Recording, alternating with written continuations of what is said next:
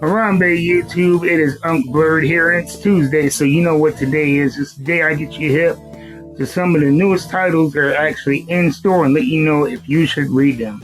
This is not going to be a series of long-form reviews, just a quick kind of overview of stuff that I've read that you should be able to find at your local comic book store this week, still on the shelves. So let's get into it, starting with Image/Todd McFarlane Productions. With The Curse of Shirley Johnson, number 6. I already did a long-form review of this, but this is a great book.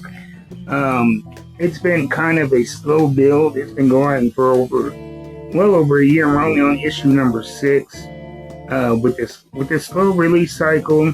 And they have a new artist named Raymond Gay who did a brilliant job with the art, really making it more of a fun read, more emotional read, and you really connect with the characters more. I am a big fan of his art. He's listed as a guest artist. I'm hoping that guest part just strips away and he becomes the main guy.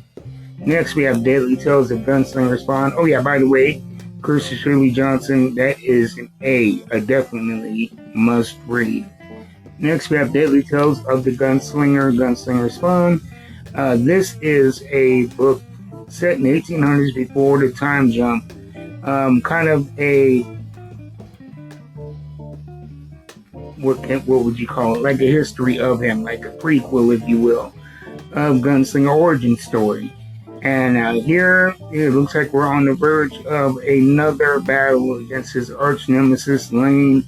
And we find out that not only is Lane a bigot and mass murderer, but he also has some kind of supernatural ability, or he's possessed by something that is leading him to do all of this evil. So, very good book. If you've been following along, I think it's a must read. If not, I would suggest definitely jumping into the trade paperbacks, getting caught up with this. But if you're not a reader of the series, it's not one that you must grab.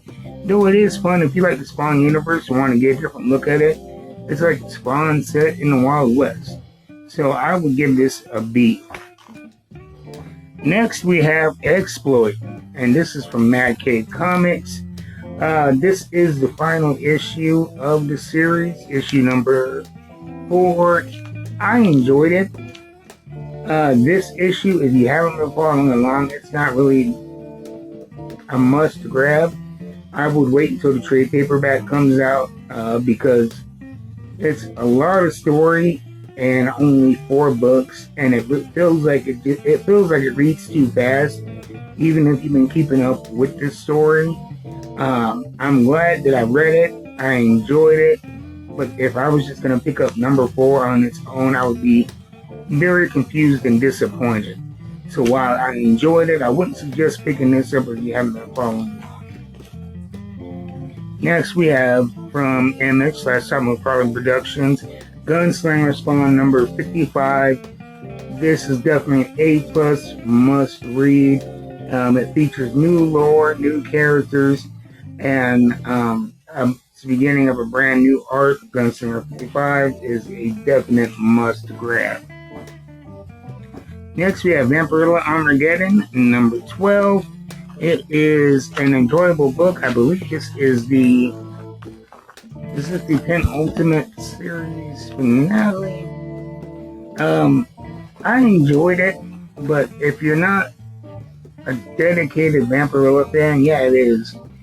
If you're not a dedicated Vampirella fan, you can skip this. It has a lot of lore built up from multiple series. This is not following the main run Vampirella series, but it takes off from the Vampirella Strikes series and the Vengeance of Vampirella series from a couple years ago. So if you haven't read both of those, you are going to be extremely lost. And even with that background and that lore that I do have, it was still a lot of information moving at a very fast pace. If you want to give it a try and you like the aesthetic and the character, you can jump in, but don't expect to get everything. We are going to be leading into another series branching off from this called Vampirella Paradise.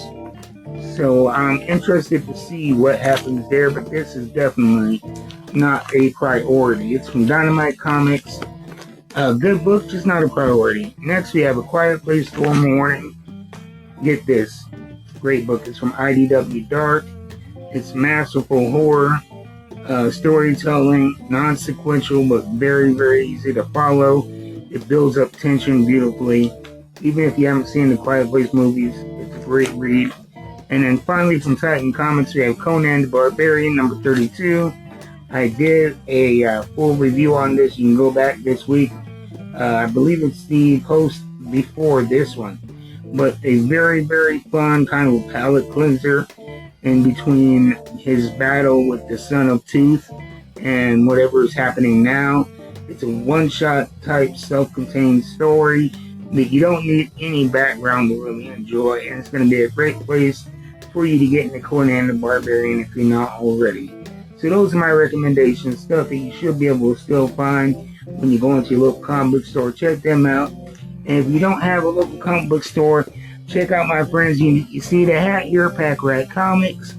They do a great job. They're out of Hilliard, Ohio, but you can check them out at packratcomics.com. They have all the new books listed. The Tuesday before New Comic Book Day, so you can go there, get your order. They pack it out quick, securely, and it's a good sized business, but they treat every customer with that hometown courtesy. So go check them out at packratcomics.com. And if you would like to contribute to the growth of this channel, you can buy me a coffee with the QR code on the screen now. But most importantly, watching, liking, subscribing, maybe even sharing them more than enough.